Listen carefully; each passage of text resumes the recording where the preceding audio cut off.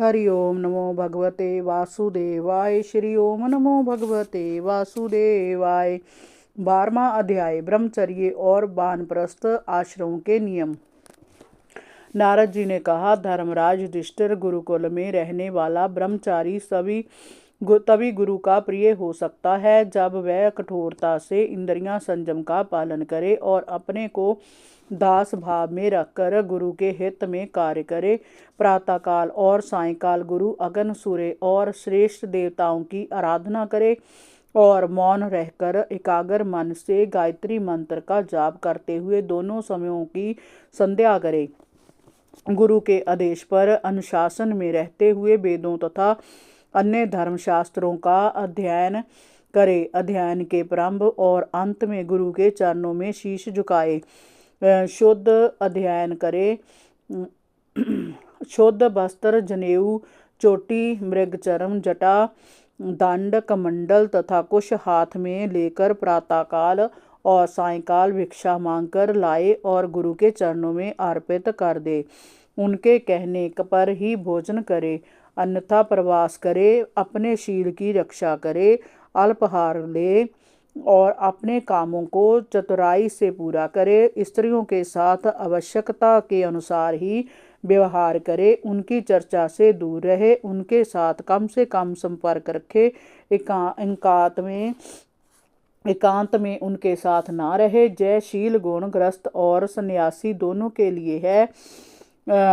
ब्रह्मचर्य धारण करने वाले को तेल, औटन, काजल आदि से दूर रहना चाहिए। मांस, मदिरा से परहेज करे। इतर फलेल, चंदन, आभूषण आदि को त्याग दे।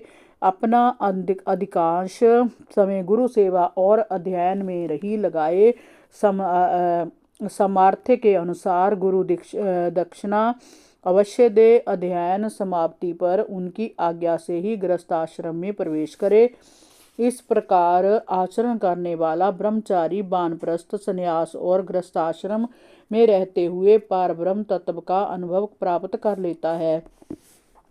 वानप्रस्थ आश्रम में रहने वाले व्यक्ति को जोती हुई भूमि से उत्पन्न होने वाला अन्न नहीं खाना चाहिए। बिना जोते हुए खेत में यदि अकाल रूप से कोई अन्न उत्पन्न हो गया हो तो उसे भी नहीं खाना चाहिए। आग से पकाया हुआ या कच्चा अन्न भी नहीं खाना चाहिए। केवल सूर्य के ताप से पके हुए कंद, मूल, फल आदि का ही सेवन करना चाहिए। जंगल में अपने आप उत्पन्न हुए धान्य से नित्य नियम पूर्वक चरु जग से में आहुति देने के लिए पकाया हुआ अन्न और पुरुडाश, जौ, चावल आदि के आटे की टिक्किया का हवन करे। जब नए अन्न, फल, फूल आदि मिलने लगे तब पहले एकत्र किए अन्न को त्याग दे। अग्निहोत्र की अग्नि की रक्षा के लिए घर, पर्णकुटी अथवा पहाड़ी गुफा का आश्रय लेना चाहिए। स्वयं शीत, वायु, अग्नि, वर्षा और भीषण गर्मी आदि को सहन करना सीखे। सिर पर जटा धारण करे और केश, रोम, नख, दाढ़ी, मूछ ना कटवाए। शरीर और मन के मैल को अलग करें। कमंडल, मृगचर्म, दंड, बलकल, वस्त्र और अग्निहोत्र की सामग्रियों को सदैव अपने पास रखे और स्वच्छ मन से प्रार्थना करे। वानप्रस्थ आश्रम के नियमों का पालन 1 वर्ष से 12 वर्ष तक अवश्य करना चाहिए। तपस्या से बुद्धि को बिरकत ना होने दे।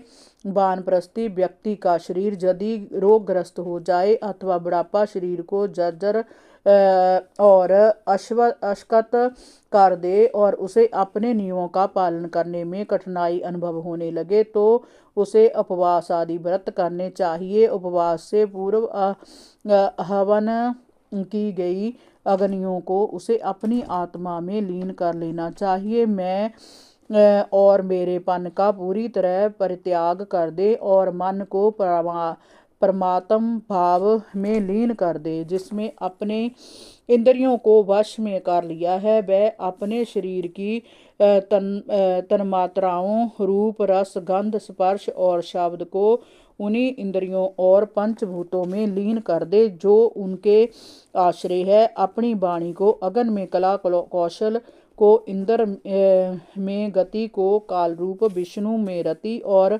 उपस्थ लिंग को प्रजापति में एवं पायु और मलोत्सर्ग को उनके आश्रय के अनुसार मृत्यु में लीन कर दे। कानों से सुने जाने वाले शब्द को दिशाओं में, स्पर्श और त्वचा को बाजू में, नेत्र और रस को ज्योति में, रस और रस इंद्रियों को जल में, घ्राणेन्द्रियां एवं सूंघे जाने वाली गंध को पृथ्वी में लीन कर देना चाहिए। मन को मनोर्थों के साथ चंद्रमा में, बुद्धि को ब्रह्मा में, अहंकार और मोह को रुद्र में, चेतना सहित चित्त को जीव में और जीव को पारब्रह्म में लीन कर दें।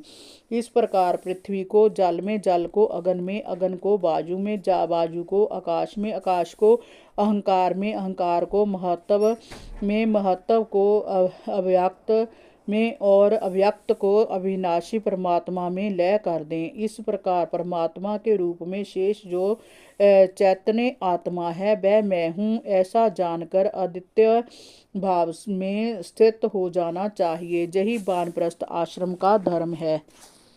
हरि ओम नमो भगवते वासुदेवाय। श्री ओम नमो भगवते वासुदेवाय।